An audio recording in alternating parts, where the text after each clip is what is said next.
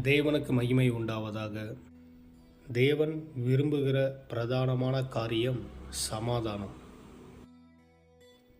ஆம் தேவ பிள்ளைகளே, எவன் ஒருவனாயில் தேவ சமாதானத்தை கெடுப்பானாயில் அவனை கர்த்தர் அருவருப்பார் மற்றும் தேவனிடத்திலிருந்து தூரமாய் அவன் இருப்பான்.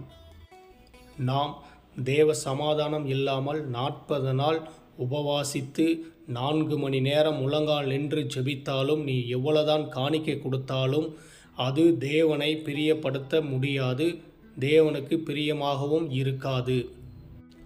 பரலோகத்தில் தேவ தூதனாக இருந்தாலும் கூட அங்கு சமாதானத்தை கெடுப்பானாயில் பரலோகத்திலிருந்து அவன் தள்ளப்பட்டான்.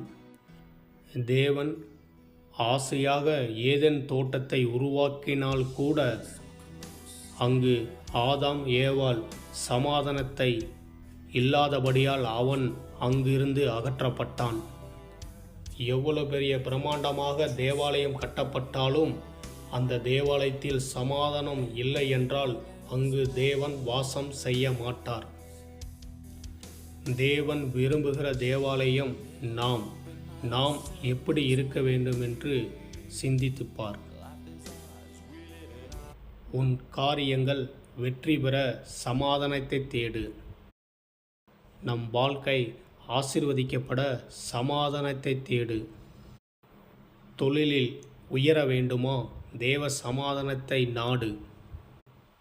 ஊழியத்தில் தேவ மகிமை காணப்பட வேண்டுமா? அற்புதம் நடக்க வேண்டுமா? தேவ சமாதானத்தை தேடு. பரலோகம் வேண்டுமா? சமாதானத்தை விரும்பு. உன் பந்தி ஆசீர்வதிக்கப்பட பழகிற நண்பர்களோடு சமாதானத்தோடு இரு. நமக்குள் தேவ சமாதானம் இல்லை என்றால் நமக்குள் தேவனும் இல்லை, பரலோகத்தில் அங்கு ஒரு இடமும் நமக்கு இல்லை.